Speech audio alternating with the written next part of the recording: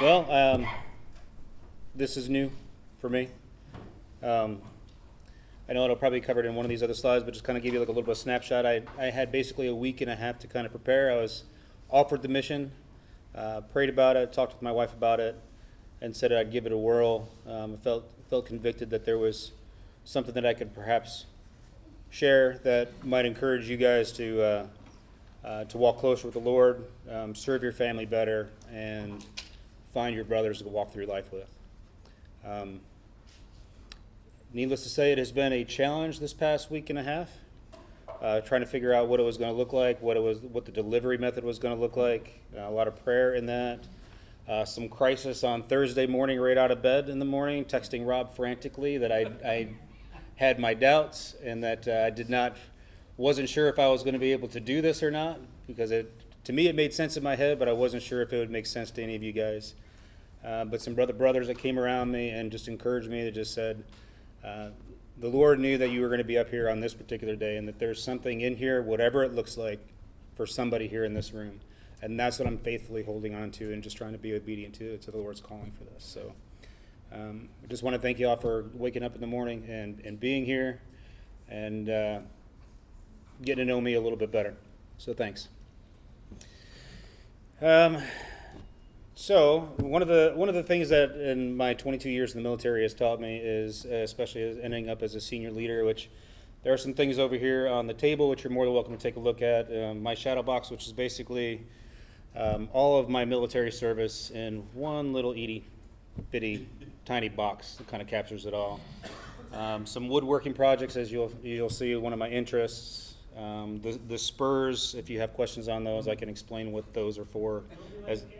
If you ain't Cav, yeah. There's usually a follow-on part of that, but it's let's keep it PG for today.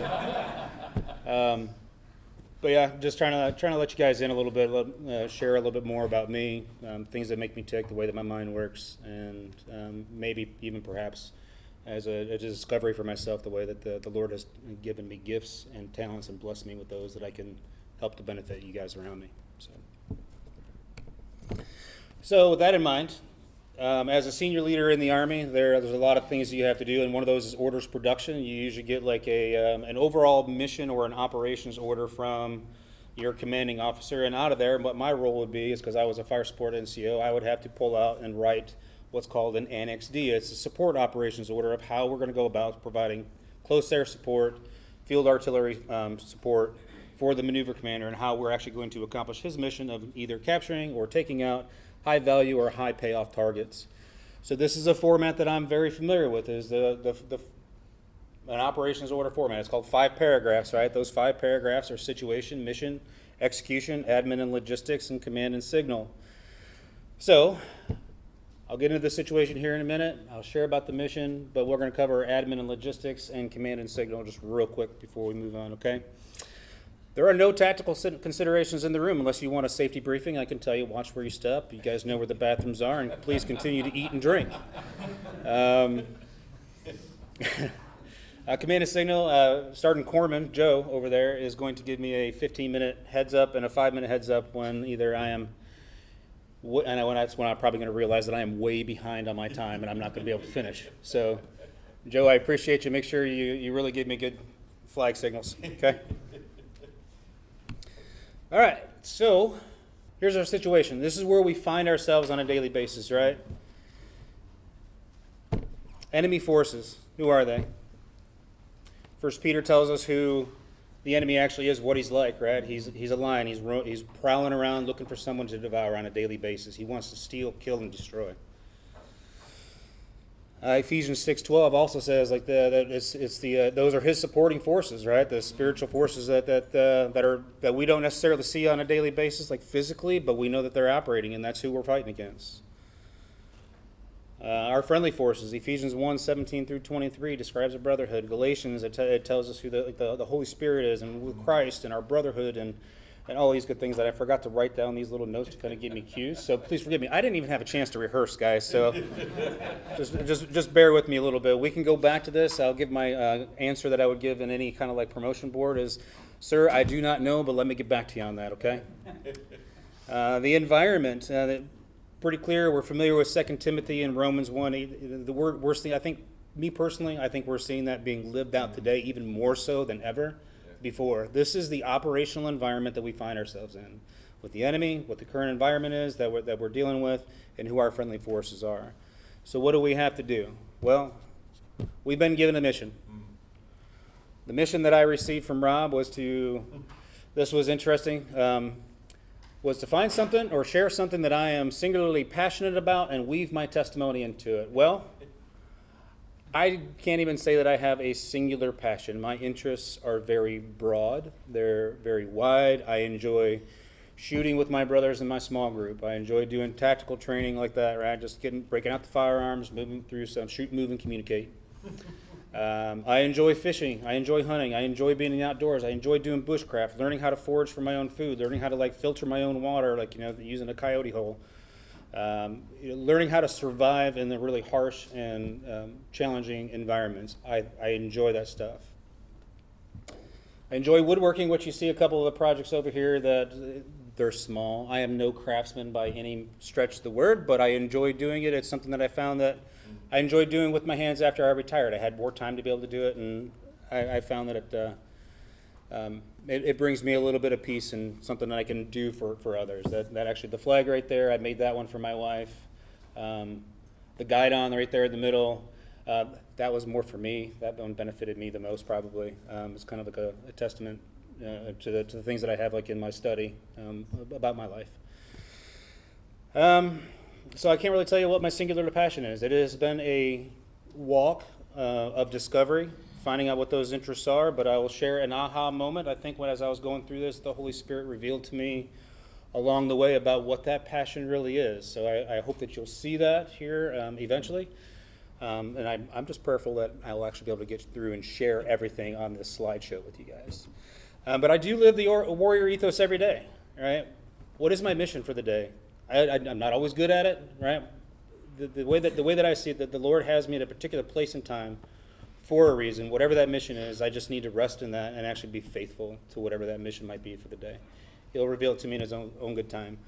I don't like to accept defeat. I will fight tooth and nail to overcome any obstacle. I jokingly say that I will breach the door with a dynamic entry and toss in a frag grenade and call it good. Okay? So there is no defeat. There is no surrender. I will consolidate and reorganize and reconfigure my forces to pull a flanking maneuver. All right, and then I will never leave a fallen comrade. We're all brothers here, right? Mm-hmm. We see one another struggling. What are we supposed to do? What should we do? Is come around them and be that support that they actually need. Being aware that you got brothers that are hurting or struggling, and that they need help. They need to be picked up off the battlefield, taken back, get to the medic, get patched up, know that they're going to be all right, and that you love them, you care about them, and get them back out there on the battlefield with you, because that's important. And of course, since I am fire support, we're called Fisters. I don't know why, but that's just what we're called. Fire support team, FST, so we're just called Fisters. Well, danger close, we call in field artillery. Anything closer than 500 meters is considered danger close.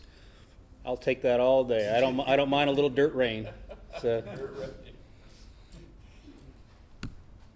All right, so this is how I'm going to go about actually sharing the mission about sharing about my life, right? I got this broken down, the execution, into 5 particular phases.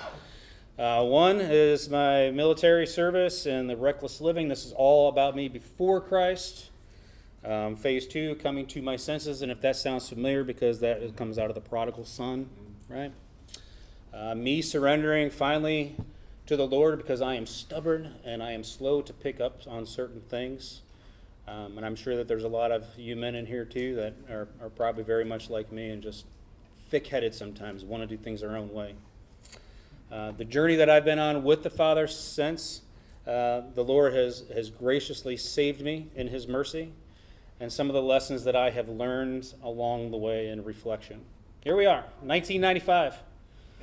I hope you like the coffee meme, for those who like coffee. If you can't read it, it says, when it comes to coffee, there is strong, and then there is coffee that is Army strong, which is like motor oil. Yeah.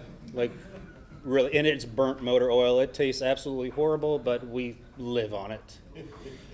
This is my basic training picture. 1995, I was a very young man. No scars on the head, which we'll get to this later.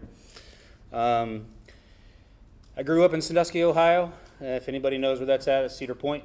There's farm, and then there's tourism, and maybe a couple of factories. And I didn't want to do any of that while I was there. I did not want to stay there. I looked forward to just disappearing and going as far away from home as possible. Me and some friends, we were going to join the military together. I went a different route. They went into the Marines. I went into the Army. And I could have gone anywhere in the world. I had what was called an option 19, any guaranteed duty station in the world. Do you think I chose Hawaii, Italy, Germany? No, I chose Fort Hood, Texas. Why? I don't know. I just had a thing for the longhorn cattle, and I just thought it'd be cool to be a cowboy, I suppose. So, young, foolish kid, I could have actually had some otherworldly experiences, but I was also 18 years old, and I was engaged to be married. I ended up, I had a high school sweetheart. I was engaged to be married. Didn't know what that was actually going to look like, and I just said, I originally wanted to join the Marine Corps, but because I was engaged, and she's like, you're not going to be a Marine, because I heard about Marines. And I was like, okay, I'll listen to you, honey. And I went what she considered the softer route, and found out that wasn't necessarily the softer route. That we have, even us in the Army, have our own problems. So anyway, I left to go to basic training and became a 19-kilo tanker at first. So an M1 Abrams operator. So it's a 67-ton piece of machinery that can hit up about 65 miles an hour, is agile, can stop on a dime, and boy, does it pack a punch. I love that tool, and it is absolutely phenomenal. You can cook off the back deck of it, because the engine gets that hot. Tankers have a saying called death before dismount. We don't get down off of that tank for any particular reason. So you imagine, doing normal functions like bathroom breaks or showers. It's done on your tank. It's very compact, but it's 4 guys in there. So you become real close with everybody, especially when you're out on a field problem for 30 plus days or more, and not a single one of you have actually had a proper shower. You become very familiar with somebody's scent. I was stationed at Fort Hood, Texas from after I graduated December of 1995, January 96 I went down there, and then left basically Fort Hood at right around the beginning of 2000. We did a lot of training at duty stations all over the United States. Fort Carson, Colorado, Fort Irwin, California, which is a national training center. That's where we learn how to do our desert warfare, playing around out there. We've been to Fort Lewis, Washington, Fort Belvoir, Virginia, Fort Polk, Louisiana for JRTC. Just a plethora of training. My training tempo was basically, I was in the field anywhere between 6 to 8 months out of the year. So if you can imagine what that's like for a wife that's in Fort Hood, Texas, that doesn't know anybody. She's by herself for 6 to 8 months out of the year, trying to figure out life herself. She's a young woman, 18, 19 years old. And here I am. I'm finally Mr. Independent. I can do what I want, when I want, within Army regulation. We worked hard. And then when we got back in from the field, we played even harder. And it wasn't necessarily a good play. Tons of drinking, right? A lot of immoral behavior. I don't know exactly what's appropriate for young ears in here, but let that immorality kind of take you to wherever the Bible describes it, right? That's kind of where we were at. A lot of sick humor, a lot of dark humor, a lot of very inappropriate humor. Pornography was rampant. We had magazines in our tank. It was just open, right?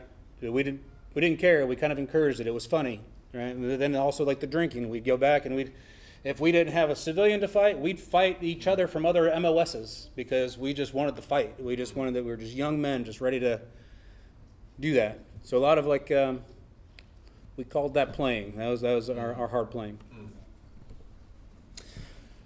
So, as you can imagine, what that did with my wife, my deployment tempo, the behavior that I displayed when I got back. Not only did the drinking cause problems with people that I was fighting and some of the other things, but it also caused problems within my marriage, as one could imagine. I think the bigger kicker that was not so much that I was doing this over here, but I was gone all the time, 6 to 8 months out of the year. It really put a really huge strain on a very young family, and me being the arrogant tool that I was, did not care. When I was home, I wanted to be with my guys, and I wanted to party and do the things that I wanted to do. And if she wanted to tag along, she was more than welcome to, and I didn't really care.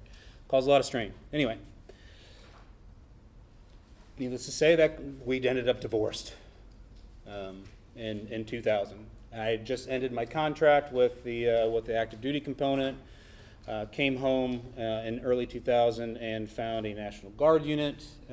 Before I decided to go join the Guard, of course, I was back home living with my mom and dad, working at a factory job basically that paid for my car insurance, my gas, and now my accelerating alcohol addiction and womanizing and fighting and poor legal decisions, drinking and driving, arrested for disorderly conduct, arrested for public intoxication, arrested for assault. Did I mention DUI? I had a few of those, over my time. And even after I decided to join the Ohio Army National Guard, that behavior kind of continued, but it still now I had like another sense of purpose. I'm back with guys again, right? I have like a generalized sense of purpose. I didn't want to go back to active duty. I kind of wanted to remain home and kind of catch up with old friends and had that flexibility in my partying schedule. That was what I thought. But the Lord in His infinite wisdom kind of had some different plans. We all know what happened September 11th. And then I can kind of describe my operations tempo, my deployments after September 11th. So from 2001, right after 9/11, into 2002, I was stationed at the Cleveland Hopkins Airport, and I was working before the TSA was actually ever there. We were the screening process. We were there loaded, wearing our body armor, and just trying to help give a sense of safety to passengers that were traveling as the federal government put together the TSA for screening process. 2002, there was a tornado in a neighboring town up there, Port Clinton, Ohio, which is, I don't know if anybody's familiar with some of the walleye fishing up there, but there was a tornado up there. We did some tornado relief efforts there to help provide security. Later on that year, earlier in that spring, I ended up at the Camp Perry, Ohio for the National Rifle Matches to help provide security in light of the terror attacks on 9/11. We wanted to, I guess, have some sort of sense of normalcy in our country, right? So we put together the National Rifle Matches happen annually. In 2003, I got selected to go on a deployment. We weren't really sure yet. The unit was going to be split into two. Some of us were going to go to Pakistan. The other part was going to go to Afghanistan. I ended up on the Pakistan rotation. However, that Pakistan rotation didn't even pan out, so we ended up down at Fort Bragg, North Carolina, augmented in a unit down there for a little bit, and then was given follow-on orders to go up to West Point, New York, and help train the cadets up there going through their field problem. That took me into late 2003, into 2004. I got a notification of source saying, "Hey, you're going to Kosovo. It's a combat zone. You're going to be going over there to help reintegrate schools and stop the sectarian violence." Got back from that in 2005. 2005, everybody remember Hurricane Katrina? Mm-hmm. Okay. I was down there doing search and rescue, finding people who were not with us anymore, providing humanitarian aid for food. You want to talk about a Wild West kind of atmosphere? There was definitely people that were pulling up on you, and you're not used to seeing it. Just everybody's gun on their lap while they're picking up their supplies. And I guess a lot of that was happening as people were stealing from one another, and they were just getting tired of people looting from them. So a lot of search and rescue efforts and humanitarian aid. Got done with that. Immediately a notification source saying, "Hey, you're going to Iraq." Don't know what that's going to look like. I'll explain a little bit more about my Kosovo and Iraq mission in a couple more slides. But hey, I went to Iraq 2006, 2007, did my thing there. I was supposed to be there for 12 months, was there 18. Got extended by the Secretary of Defense. Came back from that, and I was selected because of my MOS. About this point, we knew that the Ohio Army National Guard was changing over. We're getting rid of armor. And, hey, what do you want to do? Do you want to be a cavalry scout? And I was like, nope, I don't really want to be a scout because tankers and scouts don't get along. Don't want to do that. So what else is available? Hey, you can be a forward observer. I was like, cool, what is that? Basically, if you kind of think about it, everybody knows what a sniper and their spotter does, right? Mm-hmm. Very much the same thing with a forward observer and his RTO. You're call snooping and pooping out in the woods. All right, and you're getting so far ahead of your main support element out there, about 20 kilometers. If anybody knows what a kilometer is, 1 kilometer is just a little bit over a half a mile. So about a little bit over, 10, 11 miles ahead of the main body, and we're out there looking for enemy targets to be able to hit with either close air support or artillery fire to kill and destroy. So while the snipers can say, hey, I can one shot, one kill, I say one radio call and I'm leveling city blocks. So have fun with that, sniper.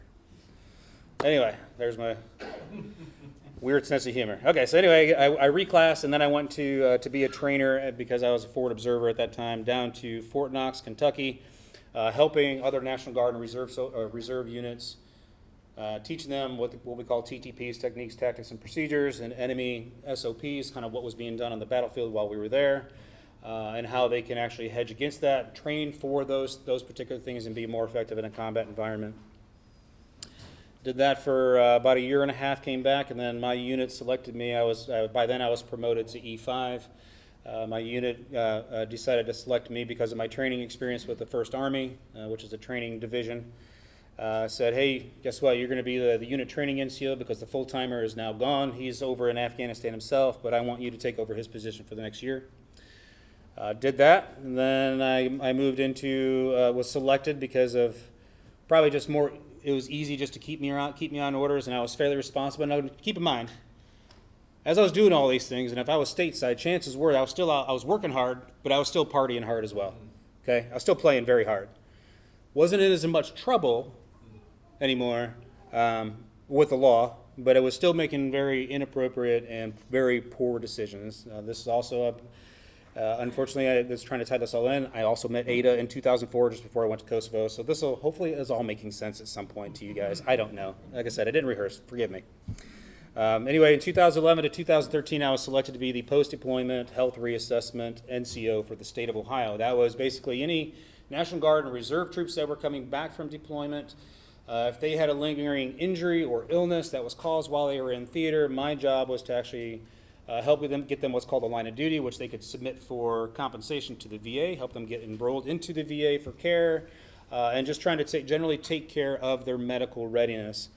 So I went out to a lot of different units that had deployed, counseled, ran the process to get them evaluated, and we would do a lot of individual follow-up to help these young soldiers provide the documentation they needed so they can get what's called a line of duty, and that supported that documentation for future health care for themselves. Then in 2013, my wife graduated college, which my post 9/11 GI Bill capped out because of all these other Title X deployments. I paid for her to go to college from basically 2004 when she graduated high school until 2013 when she finally graduated. She landed a job here working for a Legion over in Carmel, working in the Schleg department, home entry system. So chances are if you go to like Lowe's or Home Depot, and you see those fancy like Schleg locks, keypads and all that other stuff, chances are her and her team have been the ones to design them and put them on the market. I married up, she married down. I will gladly admit that. So since she landed a job out here, I put in a transfer to try to find a unit out here in Indiana. Found a platoon. I was already in E7. And I won't get into the details as far as how you have two E7s running a particular platoon. It's basically depends on what the unit needs actually are and what they call a paragraph and line number. But found a singular slot here in Indiana with the 2nd of the 152 Reconnaissance, Surveillance, and Target Acquisition Unit Battalion, and came down here to Columbus, Indiana, and picked up a platoon sergeant slot finally. Quickly became the most senior E7 within the unit and a guy that could be counted on that understood how to put together fire support annexes because, let's face it, the way that the Army was restructuring, they didn't know how to use forward observers. They didn't know how a fire support NCO was supposed to fit into the grand scheme of the overall operational plan. And I was able to bring some certain things to the table to kind of expose that and really become a war-fighting function that they were clearly lacking in and become an asset to them. Became something that was quickly relied upon. Soon became like the senior E7. So that what that meant is when the first sergeant was gone, I would go from having 40 guys that I was in charge of to now 182 guys that I would try to manage throughout a drill weekend or an AT. That takes me until basically 2017 when I retired. So sorry for that really long description of where I went, but I just wanted to kind of say, I did more in the National Guard than I ever did in active duty. I mean, 6 to 8 months out of the year in a training environment was perfectly fine, but my goodness, I deployed quite a bit through the National Guard. So anybody that says the Guard is like, they're a joke, no. They pick up a lot of the slack that the active duty cannot even sustain. These M-Day weekend soldiers, one weekend a month soldiers, 2 weeks in the summer, they are professionals. They're not only required to know their job that they do on a weekly, day-to-day basis, but they're also expected to know what the Army expects them to do, right? And be proficient on a very limited basis, meeting time and training time, all the time. Mm-hmm. The Army standards that are on active duty are those same Army standards that are on the National Guard troops. And those National Guard troops have to do a lot. They have to manage a lot. So you see a National Guardsman, don't look down on them. All right, here's Kosovo. Young guy, MOP 4. That's a gas suit in case you get into a chemical attack. It's very hot in there.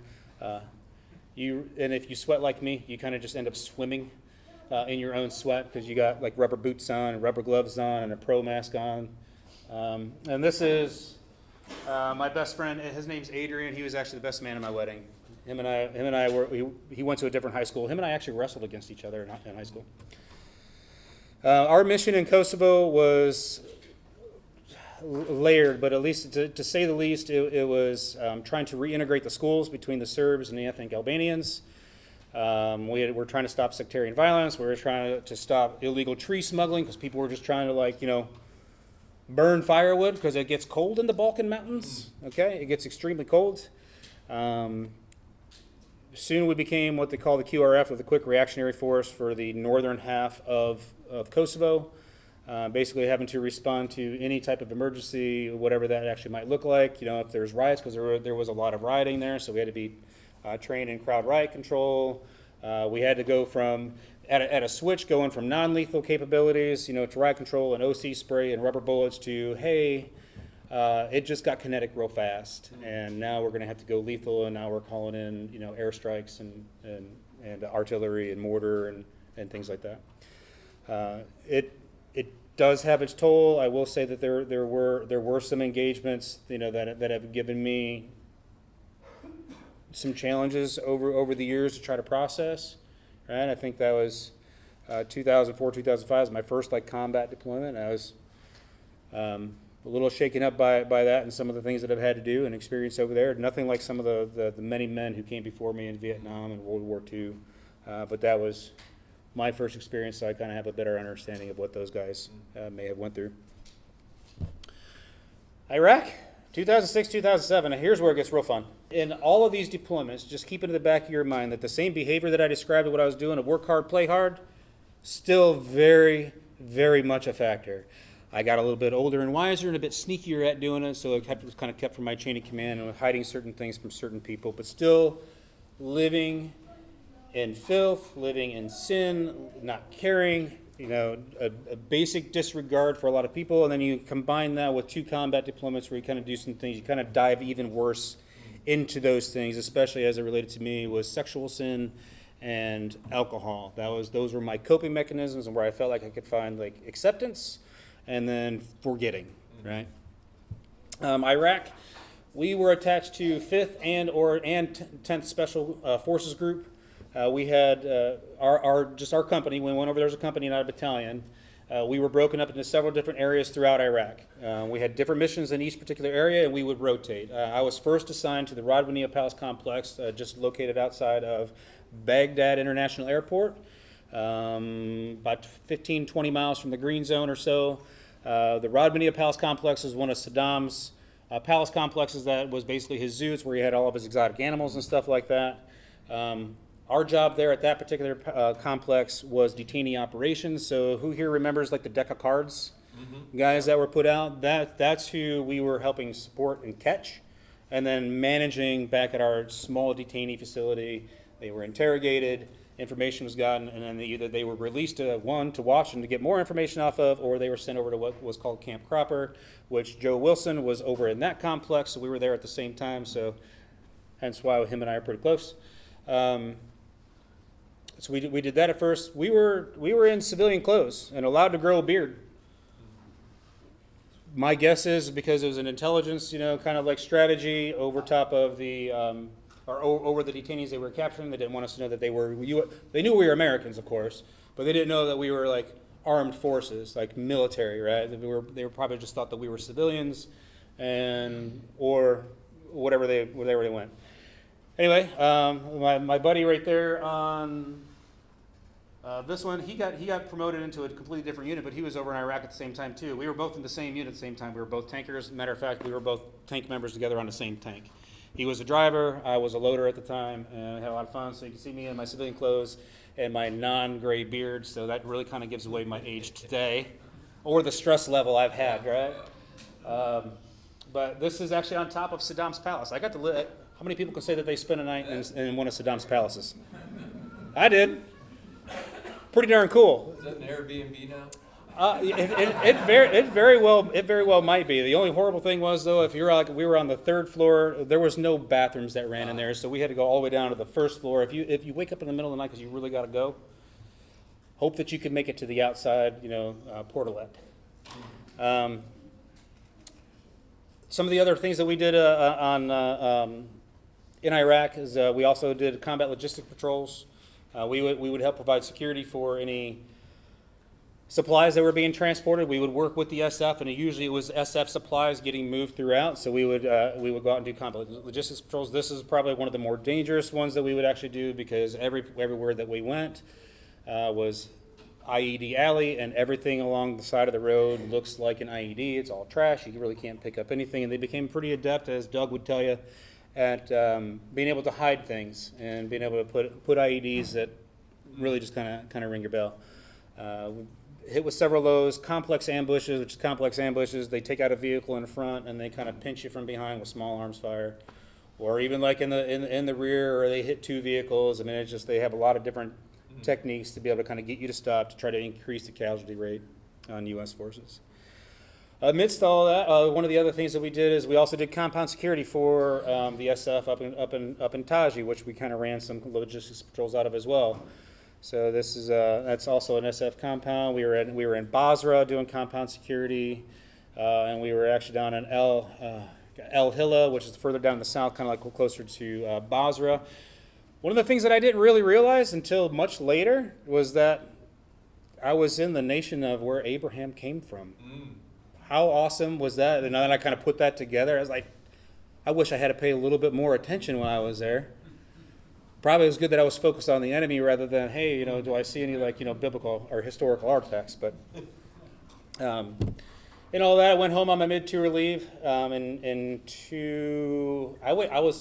This is still when I knew that I was only going to have 12 months left, or 12 months to go. I chose to be like one of the last ones to take my mid-tour leave.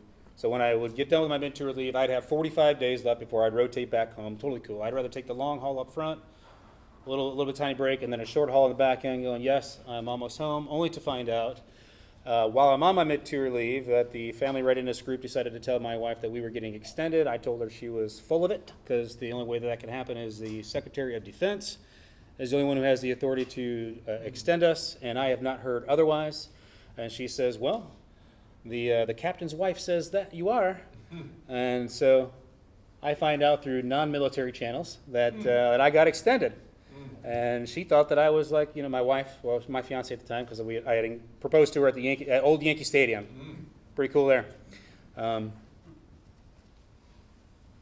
Didn't find out that was actually true until after I flew back into country, and that was like basically a 3-week process because you got to fly into Kuwait, you got to wait for a drop from Kuwait to be able to get yourself into Baghdad International. Then you're sitting there waiting at Baghdad International Airport for a unit to be able to come and get you whenever they got time in their op tempo to come get you. So about 3 weeks later, I'm like, oh yeah, okay. What was supposed to be about 40 days left is now an additional 180. So that kind of put a little damper in my motivation.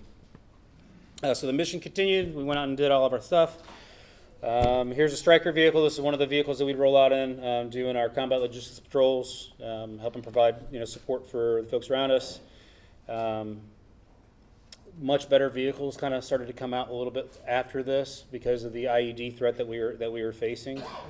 The grids on the front and on the sides there was basically meant for more like projectiles for RPGs, kind of give you a little bit more of a standoff before the RPG would actually penetrate. It was hoped that it would hit those grids and provide enough of a buffer for the explosion to like not penetrate your vehicle and kill any of your guys.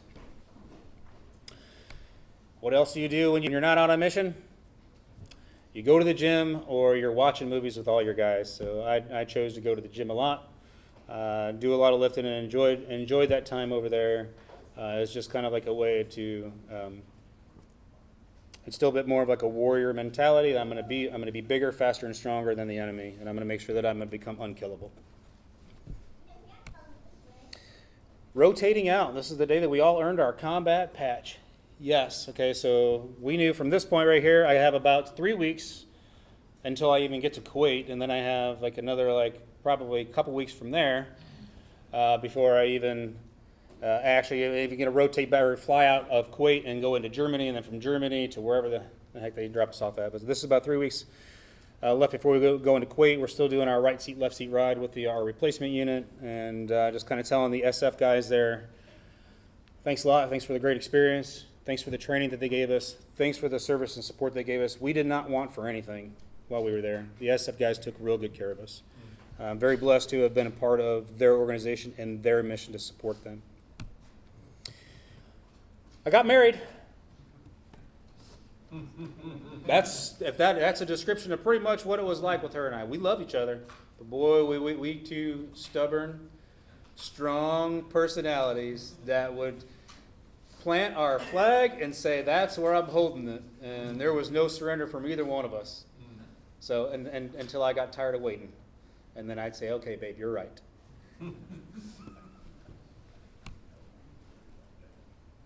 So just a couple more pictures of our wedding. This happened in 2009, by the way. So if that tells you anything, I was already down at Fort Knox and came back and doing a bunch of other things. Here's my DA photo. This is what you got to do. You know, this nice like professional one where I look all like serious and handsome.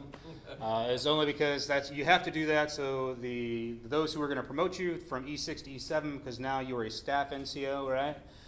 They need to make sure that you look good in your uniform, that all your ducks are in a row, and you look presentable. You look like you could be an E7. I was hopeful. But I was fortunate enough to be able to be selected. And the picture on the right is just some of the guys from my platoon. Those who served in the military probably know or have heard of the term mandatory fun. Huh? It is. They really try to polish that thing, don't they? All right, so because of my age and the experiences that I went through, and probably because I came in like there in the 1990s. Now remember, 1995. What happened just after that, or just before that rather? We had Desert Storm, right? We also had what else was it? Bosnia was also going on there and there. We had Black Hawk Down. We had Grenada and Panama in the 80s. I came up underneath a group of NCOs who lived those wars and fought those wars before I came in.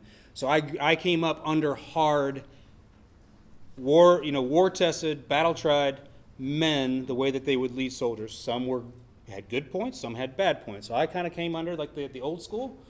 Mm-hmm.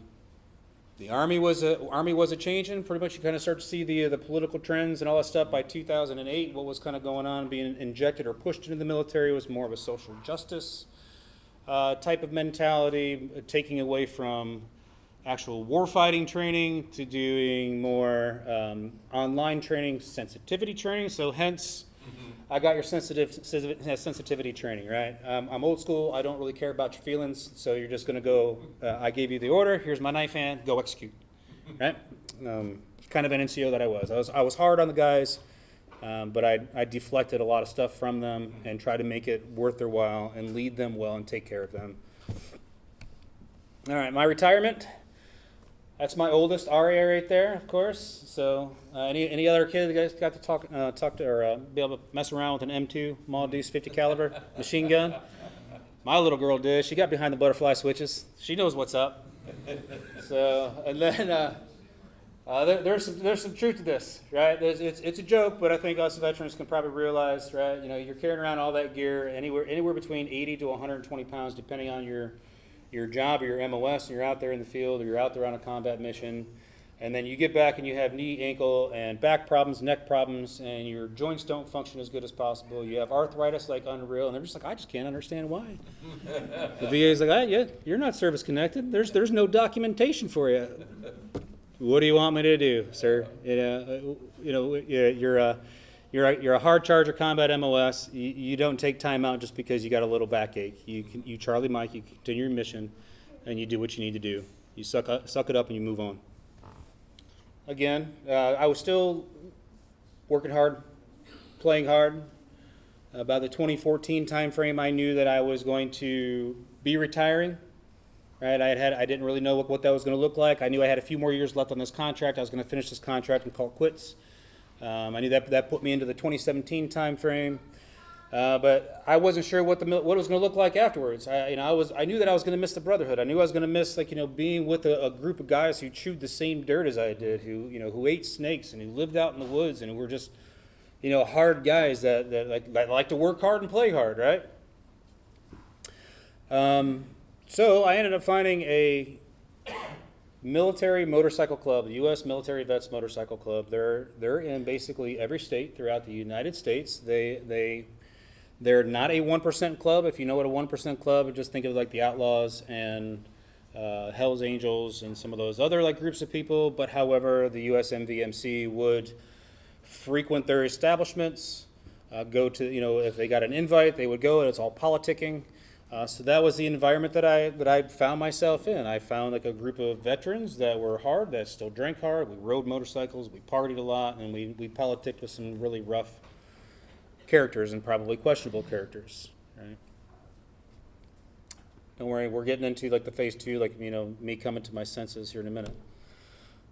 There's my beautiful bike, and I do miss this thing. This was a labor of love with a custom paint job. And it got a lot of attention going down the road. It got a lot of attention wherever I would stop at. People just seemed to admire the bike. I really loved it. That was actually down at the. That picture was taken without my knowledge so I didn't get permission, but somebody took it anyway.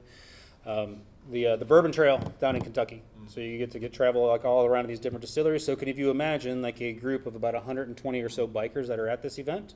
What are you doing at each distillery? Yeah, gift shop. Mm-hmm. Sampling the gifts. Then, this is about 2015. That's the only picture I could find. I was really looking for some of the more gruesome ones to kind of show you. Glad we finished it. Yeah, probably a good thing. This was late at night. I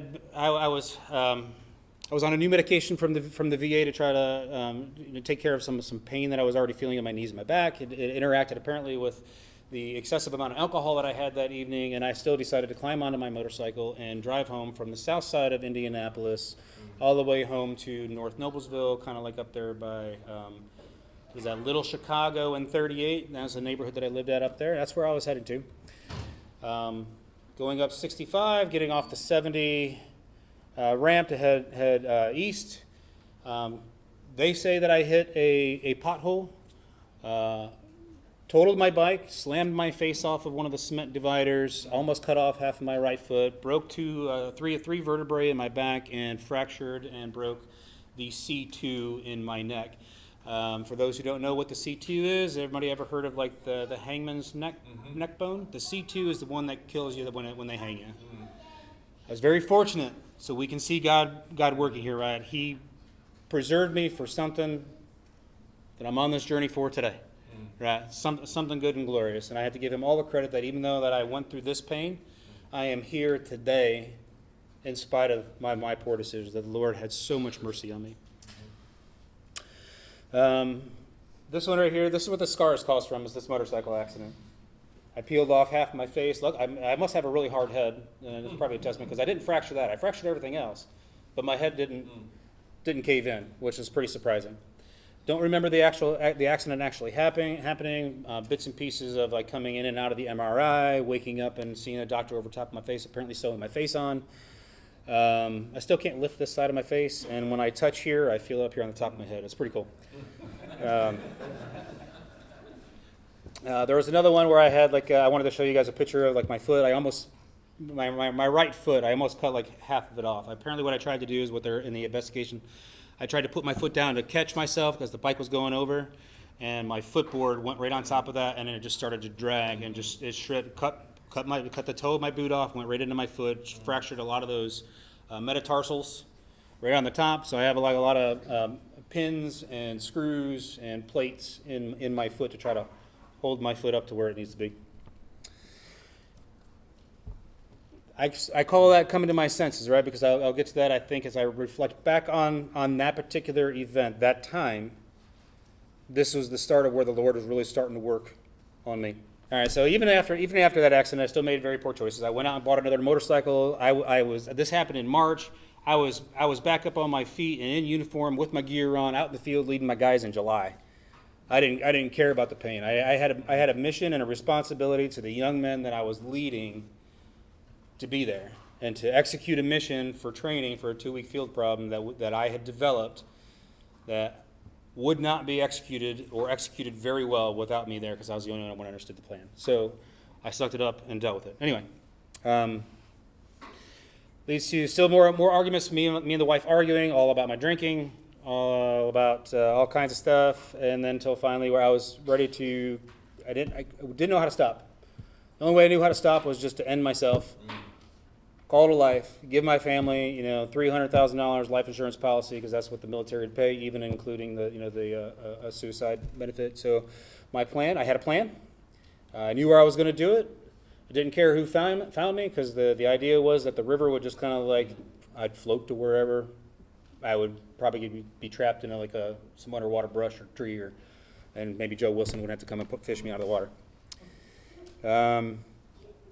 But there was something that happened that particular day, even in the midst of walking in that plan and being on my way there to do it, where I was led to stop. It was I can't describe it other than it was not my own voice telling me to stop. It was something else saying, I have something more for you. Stop. I'd been to a church in the local neighbor area before. I was invited over a Veterans Day to go from some friends that my wife works with. I was like, okay, here's where I'm going to go. I got nothing else to lose, right? I mean, I've tried everything else. I've tried quitting on my own. I've tried to do the AA thing. I've tried to discuss it with the VA, and nothing is actually working. I'm still having the nightmares. I'm still, trying to ride with a group of guys who that's all that they do. I don't know how to function in a social setting without some sort of medication, especially in light of being out of the military. I didn't know how to do that. I didn't know how to have a relationship with somebody who had the same experience as I did. And the only way that I was going to be able to do that was to be seriously medicated with alcohol. Everything. No matter what I did. I mowed the lawn, that's a case of beer. I earned that. Pulling a couple of weeds, that's maybe a 6-pack because I earned that. All right? Everything revolved around me just being in the bottle. Caused so many problems with my wife to the point where she's like, I can't do it anymore. Which leads me to this church. Go to that church. Sermon is on what they call, the sermon title was Life at 2%, and boy was I running on fumes. I think I was 0.5%, where I was that close to ending my own life. Really spoke to me. I was like, okay, I can see some nuggets in here, that there's some things that really kind of describe my current situation right where I'm at right now. I'll come back again next week. More of the same. Really it just felt like, it was like, man, it's really hitting me right where I'm at right now. It's giving me some key points and leading me in Scripture to these particular things. And then I was like, okay, but maybe it's just a coincidence. So I'm like, I'm going to come back to the third week. So I go back the third week, and this is where it just kind of hit. It was this sense of everything that I've just experienced and heard and listened to for the past 3 weeks. It was personal. It was personal for me. And I surrendered my life to the Lord that day. And I am so thankful that He did not righteously and justly so end me on that motorcycle accident, or long before then, making the very poor decisions that I've made. So I'm thankful every day that I get an opportunity to spend time with brothers, be with my family, do something else that brings honor to God and not to myself, or tries to hide me from the world. Here I am, guys. I'm a combat vet, 22 years in, rough around the edges, but I am bare laid before you today. I'm vulnerable. And thanks for being there to hear it. True. All of that, he was just waiting for me to surrender. And he did. He put me back together. I mentioned it to Doug earlier today, and some other guys have heard it.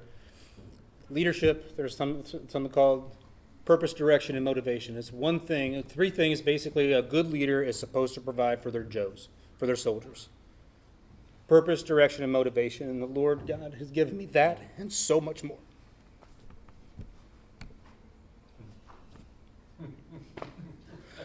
And in spite of all that junk and baggage that I had for since before 2017, 2015, my wife still wakes up every day and chooses me.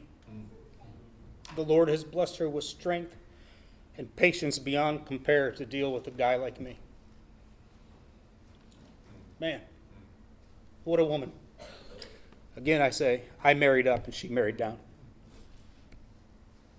These interests that I kind of shared earlier all point to one direction: who they benefit and the reasons why I do them. Learning how to work on home care, building little projects, whatever it might actually look like, hunting and fishing, it all revolves around me providing a way to better take care of my family, to love on them, to give the talents and gifts that the Lord has blessed me with to give to my family. We go traveling quite a bit. We go all over the place. We've been out to Utah. We've been to Colorado. We've been to as far south as South Carolina, and all along the way we have these conversations. Right. So this is how I talk about trying to disciple my kids in a bigger, more intentional way. This is the things that I try to do when I'm out with my kids and my family. This is to honor the Lord and disciple my wife and love her, disciple my kids. Spring of living life, the conversation around Jesus. This one right here, the Jordan River, having a conversation about what the Jordan River might have looked like and how Jesus got baptized, and John the Baptist was around that time frame, saying, prepare the way. The Sea of Galilee. These are these small little conversations. This is actually up here, right around Lake Michigan or Lake Huron. These conversations that surround every experience, being able to share it and share the love of God in the experiences and pointing it to God. The vine and the branch in a vineyard. Taking those sweet little moments that I can actually say, this is the Lord God, girls. What he's done for me, he can do for anybody. Amen. Fishing. Peter and Andrew fishing. God's beauty and awe and wonder, his creation. Out at arches, this is actually my favorite arch too. It's called Double Arch. This is actually a view of just laying on your back on this big stinking boulder and looking up and just watching the clouds just drift by, and how peaceful that is that you're resting right there in that moment with the Lord. And I've kind of put it into context. This is delicate arch, and then the picture over here is really high in scale. How big it is. It's huge. Again, God's creation, what he made, and having a conversation around those things. Living water. American history, the Oregon Trail, Appalachian Trail. The people, the pioneers who've gone before us and the things that they might have experienced, lessons learned there. Sermon on the Mount. Having a conversation of what that would have looked like to be in that audience, with the Lord speaking to you like that. We're getting ready to enter into a boat cave tour. It's very dark. So I pulled a quick, hey girls, you remember Psalm 23? Although I walk before, in the valley of the shadow of death, I will fear no evil, for the Lord is with me. That was the conversation I had right before we went in there. So just being a little silly. Again, admiring the Lord's beauty. What he's made and the blessings he's given us on a daily basis. And just a little bit of fun, me and the kids and the wife. Here's the struggle. What have I learned, man? What is my calling? I don't know, but I'm going to walk faithful every day. Be obedient to the things that he's asking me to do, or at least try. And use the brothers around me that have gone before me and have a lot of experience to say, hey, man, what do you guys, this is what I'm thinking. What do you think? You think this is from the Lord, or you think this is from me? Somebody help me discern this. How can I be more obedient to the Lord and love my brothers and my sisters and my family around me better? So Rob asked me, to pick a singular passion. Do we see it yet? Do we see what my singular passion actually is?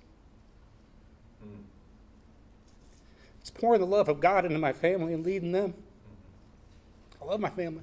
I want to see them know God. And I want to be a service and a benefit to the brothers around me, whatever that looks like. I used to struggle with Lord, I didn't do this past 22 years doing the things that I did, learning the things that I learned just to kind of sit back and make sandwiches for lunch or helping with homework. There's got to be something more to this. And every single time I get, this tells you how dense I am, that hard head, remember? I'm not getting it. It's right back to my kids. And just that sense of peace and satisfaction that I get to every moment, stressful or not, girl drama or not. I'm there with my kids, given a particular purpose, direction, and motivation for my family. Everything else will come in its own time, the Lord knows. So what I learned about leadership? Here's a big one, fellas. It's not about being the big man in the room just because you have the authority to do so, but it's about taking care of the guys around you, making sure that they have what they need, making sure that they suffer less than you. You be the one who gets the less sleep. You make sure that they have all the supplies they need to be able to go out and do their mission. You make sure that they're well trained. You make sure that they're well equipped. You counsel them. You mentor them. You love them.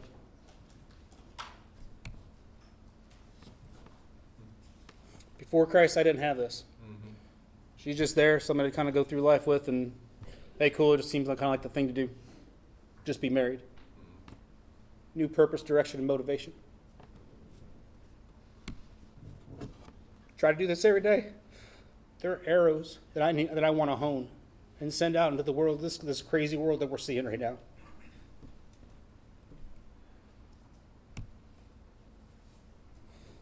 And everybody is my neighbor. They may not think like me politically.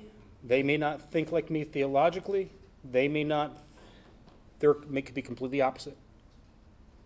But I'm just reminded of the Samaritan along the road. I fail at this one quite a bit, fellas, and I'm sure that a lot of you do too, as we let ourselves get in the way of the Lord's work. And when I don't know, because that's pretty much every day, what's going on, because I'm a guy who likes to know the details, right, and put a plan together to hedge the best against everything, I just have to know that he's got it. Trust him anyway. Be scared, but lean in, because he holds us up. He takes care of us. Now that I rushed through that last phase, and we finally had our mission briefing, this is typically what happens. You get your mission brief, you're all ready to roll out, head out of the wire, and then that awesome butter bar lieutenant, straight out of ROTC or West Point, decides to go, hey, now that you know the mission, who's got a license to really be able to drive this thing?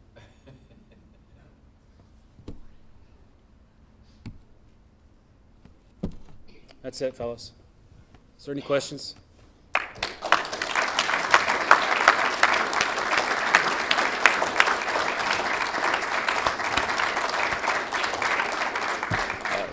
Stay here. Stay up here. It was about a month ago, Sam and I were down in Danville we're asked to do a presentation on discipleship. Well, Grace Kaufman also has her team down there doing some training for children's ministry. And I see this brother just walking down there, just surprised because he works with the children's ministry, and Grace invited him to join the team to go there for training, and to see Jamie just excited to be there, just like, wow, this is great. Getting equipped. Here is a man who's been trained by the U.S. government, the superpower of the world, and he is just excited like a kid, being able to take in more of how he can work with the children's ministry and take the things that are being told him there to be able to apply it. And it was just great to see, because I saw a huge progress that God was working on Jamie the first time we met here at the church, and him just coming, tell me what do I got to do to learn the Bible more. And he just was hungry and wanting opportunities. And one of the things that Special Forces does is finds out where are other ministries in the church that need serving. And so I gave extra service points to men who would go and teach children's church. and you've been there ever since. Have. Yeah. I enjoy it. He did it for the service points, or just to see what it's like. And God is using that. God is honored when we make ourselves available and say, hey, I have no idea if this is for me or not, but I'm willing to try it. And then year plus later, here he is on a Saturday spending time down in Danville to learn more about how to serve children's ministry better. And so I just appreciate that. And that's why when we had a cancellation of the speaker, who do I turn to? Who do I go and check with? And this brother was willing. So appreciate that. Thank you. Any questions? I know we're about a few minutes over. Sorry, guys. But if you got any questions, feel free to ask now, or feel free to talk with Jamie. We'll stick around. I do know we have a visitation and a funeral today for supporting our sister, Kathy Paxson, and Barb, Jerry's daughter, later. So if you are able to help just break down or clean up the kitchen, it'll help us get out of here in less than an hour. That would be great. We're going to leave the back tables, the 7, and just tear down these front 3 tables and chairs and put those back. So if you're able to stick around for just a half hour, an hour to help it go fast, Chris? Just super slight change on that. The women's ministry team just wants 5 round tables Okay. left up with 8 chairs on each table. Okay. So 5 tables, 8 chairs. Gotcha. Good to know. So yeah, that'd be great. Jim? Just one quick question for Jamie. What's the status of the veterans ministry? Yep. Any upcoming events that you have for that? Well, there's still definitely interest on my part to work that whole ministry. I do have like people that have been willing to help and who have kind of come in and help, but the core group of those people have just they're in a very busy season of life, so we really haven't been able to kind of focus on a whole bunch of things. There has been some talk, and what I have developed so far, but I don't think we've got it on our church website, is a fairly comprehensive, probably not everything, but a list of like resources that we can direct people to that might be like ease some of like their things that they might have questions about. And so more subject matter experts. It's also been a fairly busy season for me as well with the things going on with my kids. Trying to figure out whether I need to pick up a job or not to bring some additional income. On the board at Legacy? I'm on the board at Legacy Christian School right now, so the Lord has blessed me with being able to serve in that capacity and try to be a benefit and an asset to the school.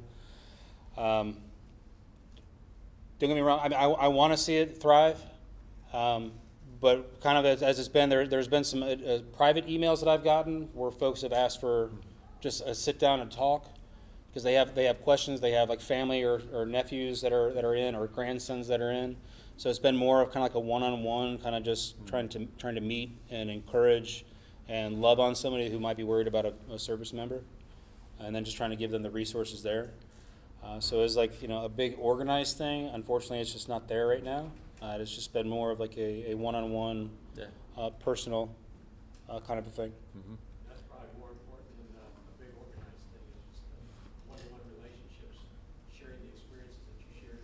Yeah, and if you have interest in that, by all means, if you're willing to help be part of that, talk to Jamie. Be more than happy. Our desire as leadership is to equip those who have that desire instead of top down, it's from the bottom up of grassroots. Lauren, did you have, I see your hand go up? No? Okay, great, thank you. A PR on a bench? Not recently, because I have a messed up shoulder, so I have to be careful when I lift. But in Iraq, it was 435. Yeah. Is that ounces? No. No. No. And the what you saw me squatting was actually one of my warm up sets. That was 585. I've been up to like right around 700, real close to 700 on a squat. There you go.